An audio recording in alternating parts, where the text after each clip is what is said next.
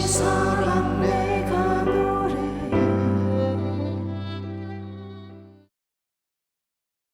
믿는 사람이에요? 안 믿는 사람이에요? 믿는 사람. 믿는 사람이에요. 안 믿는 사람이 아니라 여러분, 로마에 있는 이 로마서를 기록할 당시의 대상자, 바로 말해서 로마에 있는 성도들에게 지금 얘기를 하고 있다는 거예요. 오늘 그 성도를 향하여서, 야, 내가 할 수 있는 대로 로마에 있는 너희에게도 이 복음을 전하기를 원하노라 라고 이렇게 얘기를 하고 있다는 거예요. 여러분, 우리가 성도가 어떻게 됩니까? 예수 그리스도를 받아들임으로 말미암아서 우리는 성도가 되잖아요. 그렇죠? 이 복음을 받아들임으로 말미암아서 우리는 성도라는 그런 거룩한 이름을 부여받습니다. 그런데 오늘 사도 바울은 그 성도들을 향하여서, 야, 나는 로마에 있는 너희에게 복음을 전하기를 원하노라 라고 이렇게 얘기를 하고 있다는 거예요. 여러분, 이게 이해가 됩니까? 이 말씀이? 여기 선교회를 잘 섬기고 있는 미주 선교회 모든 분들에게 제가 와서, 여러분들에게 저는 복음을 전하기를 원합니다 라고 이렇게 얘기를 한다면 여러분들 저를 향해서 어떤 생각을 하시겠습니까? 저 선교사 미친 선교사 아니야? 야, 내가 선교회에 몇 년 봉사했는데 이 복음을 모를까? 나 무시하는 거 아니야? 라고 이렇게 얘기하지 않을까요? 이런 생각을 하지 않을까요? 여러분, 그 당시에 로마 교회 성도들, 정말 그 성도들이 어떤 삶을 살았을까요? 네. 보게 되니까 7절에 보게 되니까 로마에서 하나님의 사랑하심을 받고 성도로 부르심을 받은 모든 자라고 이렇게 얘기를 해요. 다시 말해서 그 당시에 로마에 있었던 그 성도들은요, 정말 성도로서의 그 삶을 드러냈던 그런 사람들이었다는 거예요. 복음의 그 삶을 살았던 그런 사람들이었다는 거예요. 그런데 오늘 그런 사람들을 향하여서 뭐라고 얘기해요? 야, 내가 너희에게 복음을 전하기를 원한다. 내가 할 수만 있으면은 이 복음을 너희에게 전하기를 원한다 라고 이렇게 얘기하고 있다는 거예요. 여러분, 이게 이해가 됩니까? 이해가 안 되잖아요. 잘 섬기고 있는 사람들한테 왜 이게 필요합니까? 잘 섬기고 있는 성교회 여러분들에게 이 말씀이 왜 필요합니까?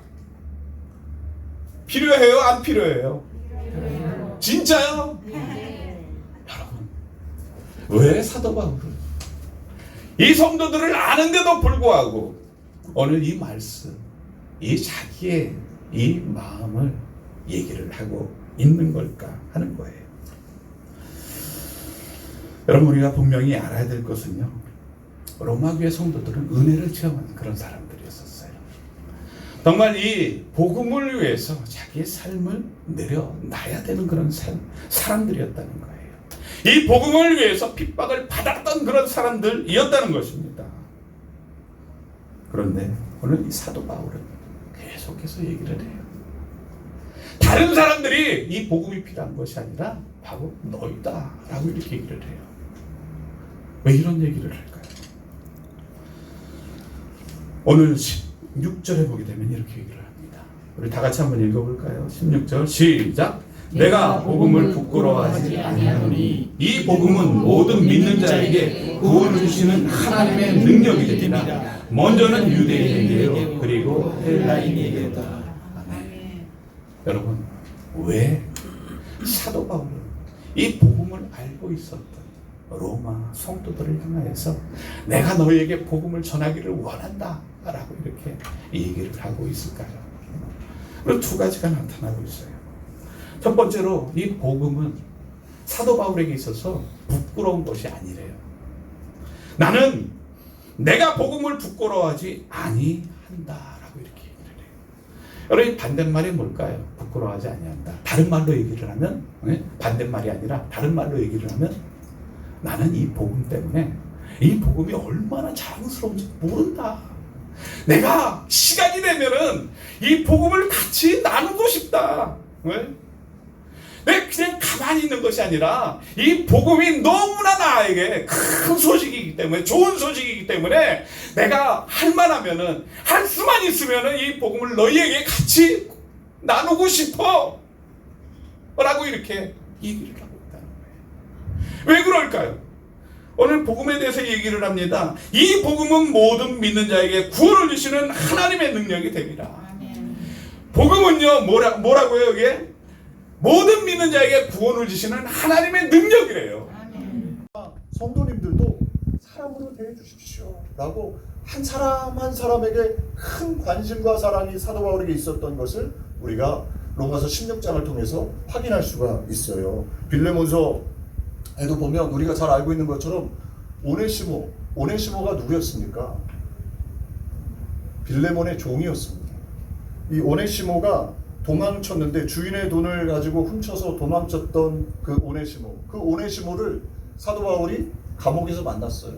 그리고 그 오네시모를 어떻게 바라봤냐면 죄인이 아니라 돈을 훔쳐간 노예가 아니라 하나님이 사랑하는 하나님의 사람으로 보았습니다. 그리고 어떻게 보면 세상적으로 눈으로 보면 보잘것없는 오네시모를 복음을 통해서 변화시키고 그를 다시 빌레몬에게 보내면서 내 사랑하는 동역자다. 특별히 빌레몬서에 보면 나의 신복이다. 나의 심장이다. 이렇게 표현해요. 한 종 오네시모, 세상적인 눈으로 볼 때는 참 보잘것없어 보이는 그 오네시모를 빌레몬에게 주인에게 보내면서 그는 나의 심장과 같습니다. 이렇게 표현해요. 참 이 말씀을 읽으면 감동이 됩니다.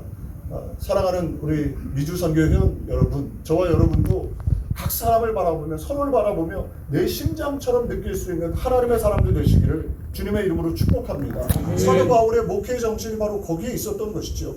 한 사람 한 사람을 향해 내 심장과 같이 하나님이 사랑하는 자요 하나님의 기쁨으로 바라보며 목회했을 때 하나님의 역사가 하나님의 은혜가 임했던 것입니다. 이것을 어떻게 사도 바울이 가질 수 있었을까? 예수님의 마음 아니겠습니까? 예수님이 이 땅에 오셔서 우리 예수님은 우리가 잘 알고 있는 것처럼 나이 많았던 종교인이었던 니고데모, 사람들의 눈을 피해서 밤중에 찾아왔던 니고데모, 그도 뭐라 하지 않으시고 그에게 복음을 전하셨지요. 그 안에 있는 하나님의 마음을 발견하셨습니다. 뿐만 아니라 수가성 우물가에 대낮에 남편을 5번 바꾸고 6번째 남자와 살고 있었던 그 여인을 예수님은 귀히 보셨습니다. 사람들은 손가락질할지 모르지만 그에게 있는 목마름을 보셨고 생수의 강으로 그 여인의 마음을 채워주시고 그 여인으로 하여금 복음을 전하는 이제 세상 것이 아니라 영원한 참 생명이신 예수 그리스도를 만남으로 인하여 또 목마름을 가지고 있는 수많은 사람들에게 동일하게 예수 그리스도의 복음을 전할 수 있도록 그 여인의 삶을 바꿔 주신 것이죠. 우리 예수님은 한 사람 한 사람 어부 시몬에게서 반석과 같은 모습을 발견하셨습니다. 사람들은 볼 수 없는 그 모습을 예수님은 한 사람 한 사람에게 관심을 갖고 발견해 내신 것이죠. 저와 여러분에게도 이런 은혜가 있기를 소망합니다. 서로를 바라보면서 얼마나 미국에서 제가 1년에 한 번씩 이렇게 선교대로 오면 미국이 선교지가 아니라 이제 한국이 더 선교지가 아닐까라는 생각을 갖게 돼요. 고단하더라고요. 사실은 우리 한국에서 사시는 분들 미국 이민자들 못지않게 한국에서 살아가는 것, 믿음을 지키는 것, 또 이렇게 미주 선교에서 헌신하고 봉사하시는 것, 이게 얼마나 귀하고 소중한지 모릅니다. 하나님께서 얼마나 여러분들 귀하게 보시겠어요. 여러분들 자체가요 아무것도 안 하고 있어도 하나님이 사랑하는 딸아 사랑하는 아들아 부르십니다. 그리고 저와 여러분이 자체가 하나님의 기쁨이에요. 이걸 믿으시기를 주님의 이름으로 축복합니다. 우리 찬양하는 청년들 보니까 제가 은혜가 참 되더라고요. 오늘 은혜롭게 또 찬양 인도해주고 또 섬기시는 한 분 한 분 하나님께서 여러분들을 사랑으로 또 기쁨으로 바라보고 계시는 줄로 믿습니다. 저는 말씀드린 것처럼 2008년에 미국에 갔는데요. 제가 2001년도에 교육자 시험을 보고 교육자가 돼서 여기 여의도 순복음교회에서 첫 사역을 시작했습니다. 교무국 인사팀에서 2년 8개월 그리고 나서 마포대교구, 망원교구, 지금은 이제 마포 2대교구의 5교구, 7교구 그때 제가 사역했을 때가 613세대 여의도에서 제일 큰 교구였어요. 근데 제가 정말 새파랗게 젊은 나이에 전도사가 돼서 그곳에서 목사 안수를 받았는데 얼마나 큰 사랑을 받았는지 몰라요. 그리고 중동성전에 가서 원종교구 사역을 하고 다시 교무국으로 불러주셔서 교무국에서 목회자관리지원팀 지금도 있는지 모르겠습니다. 그 팀장으로 부르셔서 사역하다가 미국으로 이제 공부 좀 더 해보고 싶다라는 철없는 생각으로 미국에 갔다가 미국에서 쉽지 않은 시간, 하나님의 은혜의 시간들을 보냈습니다. 마치 요나가 니느웨로 가라 하나님께서 보내셨는데 가기 싫고 다시스로 평안한 곳으로 갔던 것처럼 저도 하나님께 부르심의 자리가 아니라 오히려 공부하고 좀 뭔가 제 나름대로 뭔가를 채우고 싶은 생각으로 미국에 처음 발걸음을 뗐어요. 근데 그때 아마 여러분들 기억하실 겁니다. 2007년도 서브프라임 모기지 사건이 미국에 있었어요. 그래서 경기가 엄청나게 냉각이 됐습니다. 제가 어느 정도 이제 저희 안사람도 일을 하면서 저희도 우리 선교사님 세 자녀라고 하셨는데 저희도 세 자녀입니다. 딸, 아들. 지금 큰 아이가 대학교 3학년, 4학년 들어가고 둘째가 11학년, 막내가 9학년이거든요. 그때 갔을 때가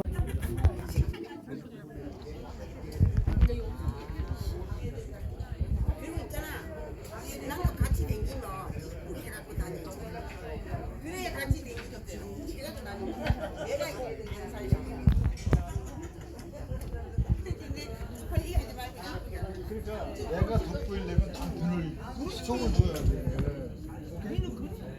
그 어디 간지도 아 진짜 우리 장모님이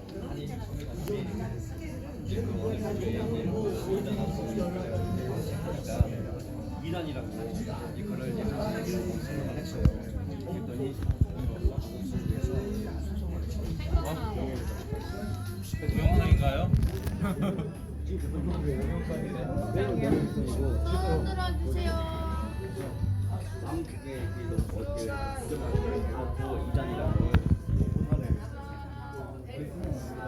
성경을 가르쳐가지고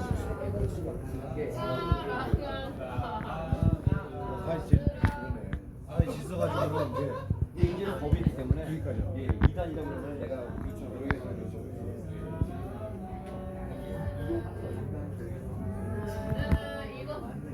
영혼이 싸움 나이다.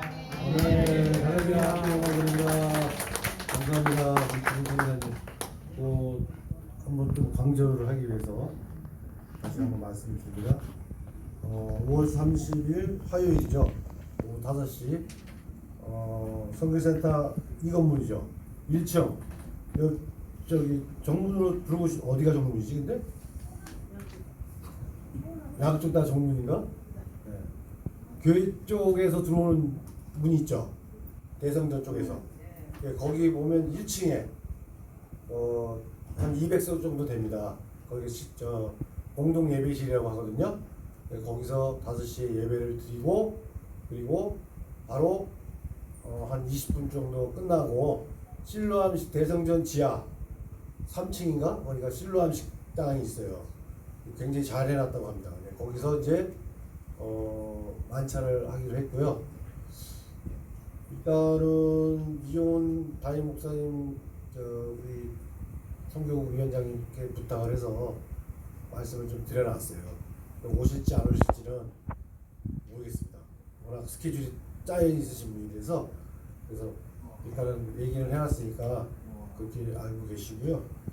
그리고 하여튼 우리 임회원들 모두 다 참석해 주셔서 우리 성도님들 대접하는데 수월함이 없도록 해주시고요. 그 다음날 오전 10시에는 선교대회죠, 그죠? 선교대회 때는 우리 모두 필참입니다. 네, 그래서 함께 하루의 영광잔치에 우리가 참여할 수 있는 모든 임회원들에게 부탁드리고 우리 선교사님들 설교 말씀이 그야말로 주옥 같은 말씀들이신데 한 40분 정도 하시라고 말씀을 제가 드린 것 같은데 다들 일찍 끝내주셨어요. 예, 어쨌든 감사드리고요. 그리고 요거는 이제 배열을 좀 이해를 돕고자 말씀을 드리는데 강사님 배열은 이제 사실은 우리 남미 선교사님들은 19분은 저도 다 알아요. 근데 제 생각에 우리 민성교회 목사님, 저 북미성교회 선교사님들은 대표분들만 좀 알고 누가 누군지는 솔직히 모르겠어요. 167개 교회 330여 명이라고 하더라고요. 그죠? 330명도 아니고 왜 330여 명인지 모르겠어. 네. 뭐 어쨌든 그래서 남미 선교사님들은 이미 섭외가 돼서 그래서 이렇게 했고 북미 선교사님들은 이후에 네 분을 섭외를 했다가 한 분이 또 못 나오신다고 그래가지고 세 분으로 그래서 남미 선교사님들은 아쉽지만 이번에도 그냥 5분만 그리고 우리 북미 선교사님들은 3분 이렇게 이제 선임해서 번갈아 가면서 1부, 2부 이렇게 정했습니다. 그래서 널리 이해를 주시고요. 그리고 우리 여기 잠깐 우리 선교사님 오셨으니까 또 소개를 좀 해야죠. 우리 페루의 우리 송수환 선교사님 다 아시죠? 예, 사모님하고 같이 한번. 감사합니다.